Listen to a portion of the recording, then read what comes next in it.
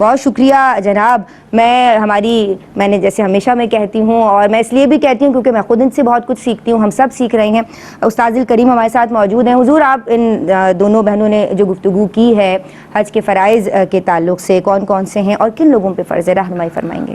بسم اللہ الرحمن الرحیم. صلی اللہ علیہ حبیب محمد وعلی آلہ وصحبہ وبارک وسلم. دیکھیں، جہاں تک حج کے فرائض کی بات ہے تو حج کے فرائض میں ایک ہیں ارکان اور ایک ہیں ارکان تو نہیں ہیں لیکن وہ بھی فرض کے درجے میں ہوتے ہیں.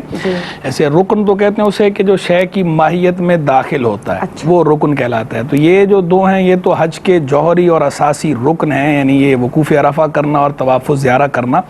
تو یہ حج کے رکن بھی ہیں، حج کے فرض بھی ہیں. ان کے علاوہ بھی کچھ فرض ہیں، جیسے احرام جو ہے، احرام یہ بھی حج کا فرض ہے.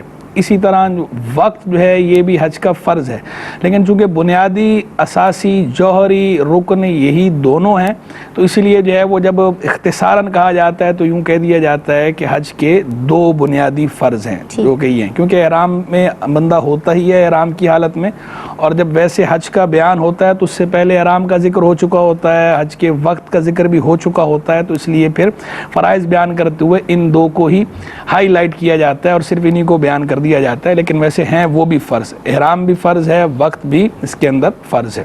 ٹھیک ہے. جہاں تک بات ہے جو ہے وہ حج کے فرضیت کے حوالے سے کسی پر حج کا فرض ہونا، تو استطاعت کی جیسا کہ بات ہوئی کہ بدنی استطاعت ہو یا مالی استطاعت ہو، اس پر حج فرض ہو جاتا ہے. اچھا، اگر کسی کو استطاعت تھی، حج فرض ہو گیا، حج فرض ہونے کے بعد اب جو ہے اب استطاعت نہیں رہی، تو ایسی صورت میں وہ حج ساقط ہوگا یا نہیں ہوگا؟ تو حج ساقط نہیں ہوگا، حج معاف نہیں ہوگا، حج وہ بہرحال ذمے میں لازم ہے.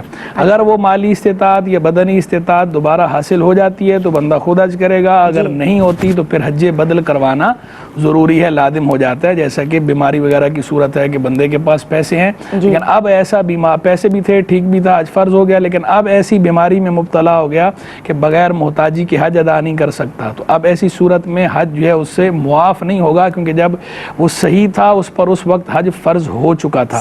تو صحیح ہونے کے بعد جو عذر پیدا ہوتا ہے اس عذر کی وجہ سے حج معاف نہیں ہوتا، وہ حج کرنا ہوتا ہے. ٹھیک ہو جائے تو خود کرے گا، ٹھیک نہیں ہوگا تو حج بدل جو ہے وہ بہرحال کروائے گا. میرے خیال میں کالر ہے. جی بہت شکریہ حضور. ایک کال پروگرام میں شامل کر رہی ہوں. جی السلام علیکم.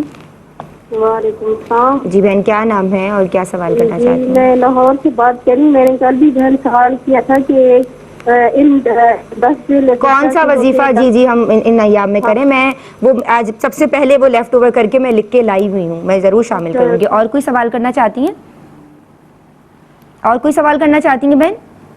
اچھا، کہ ایام حج میں ہم جو ہے وہ کون سا عمل کریں گے، یہ آپ کا سوال تھا، اور میں ضرور شامل کروں گی انشاءاللہ عز و جل آپ کا سوال.